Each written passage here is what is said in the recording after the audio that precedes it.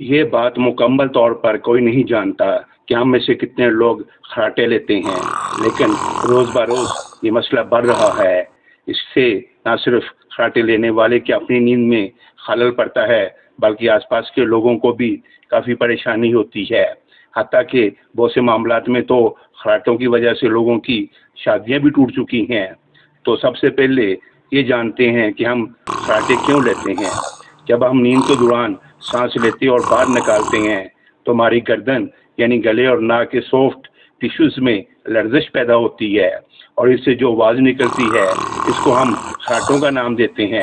یہ soft tissue ہماری ناک کے راستے، ٹانسلز اور منہ کے اوپرلی حصے میں پائے جاتے ہیں۔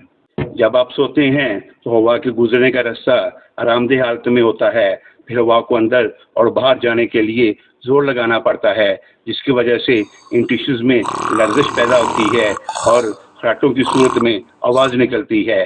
ہم اسے روکنے کے لیے کیا کر سکتے ہیں؟ خراٹوں کو روکنے کے لیے ہوا کی نالی کو کھلا رکھنا ضروری ہے۔ ایسا کرنے کے لیے بہت سی تکنیک اور تدابیر ہیں جن کو اپنا کر آپ مکمل تو نہیں لیکن کافی حد تک اس مسئلے پر قابو پا سکتے ہیں۔ نمبر 1، شراب سے پرہیز۔ شراب نوشی کی وجہ سے نیند کے دوران پٹھے زیادہ آرام دہ ہو جاتے ہیں اور اس کی وجہ سے ہوا کی نالیاں تنگ اور مزید تنگ ہو جاتی ہیں۔ ایسی صورتحال میں سونے سے پہلے شراب پینے سے پرہیز کرنے کا مشورہ دیا جاتا ہے۔ نمبر 2، کروٹ لے کر لیٹنا۔ جب آپ پیٹھ کے بال سیدھا لیٹتے ہیں تو آپ کی زبان اور ٹھوڑی کے نیچے موجودہ فیٹی ٹیشوز آپ کے ایئر وے میں رکاوٹ پیدا کر سکتے ہیں۔ ایسی حالت میں خراٹے لیں تو کروٹ بدل کر سو جائے۔ نمبر 3، ناک کی پٹیاں۔ بازار میں ایسے بہت سے پروڈکٹ دستیاب ہیں جو خراٹوں کو روکنے میں مدد کرتے ہیں۔ یہ ناک کے پٹھوں کے پیچھے آپ کے نتھنوں کو کھلا رکھنے میں مدد دیتے ہیں۔